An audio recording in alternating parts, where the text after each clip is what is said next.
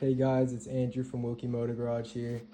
I have an Isuzu 4Z D1 motor in front of me and I'm doing a leak down test. I'm going to be talking about some of the common problems you might be having while doing this test. So the first thing that I do is I check that I have the cylinder I'm testing at top dead center. What I do to do this is I usually take a screwdriver and I put it down the spark plug socket and I feel the cylinder while I rotate the engine by hand.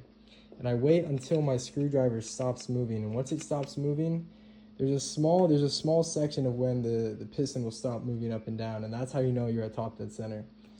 If it's not at top dead center, the piston will get pushed down by the force of the air coming out of your leak down tester. So now, when you go to leak down test, you set your gauge at 100 before hooking up the hose to the engine. And you may get a low result, like I'll show after doing valve lapping or valve servicing or anything to do with removing the valve springs. I'll show in a second. So right now it's showing about, it's like 96 PSI on the left gauge.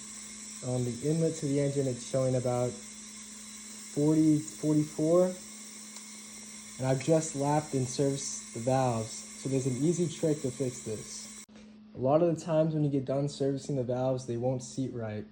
So what you need to do is you need to take a rubber mallet and tap the valves a little bit and help them seat. Another thing you can do is add a little bit of engine oil into the spark plug socket to help them seal, because there will be a little bit of oil around the valve seats. And we're doing this test dry. But I'll show you how it's changed now.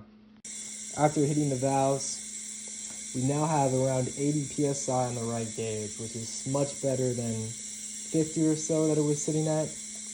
That's because the valves are not seating right. So if you ever get worried that you have like a 50% loss or something crazy, just try hitting the valves, make sure they've been seated correctly, and it might not be so bad after all.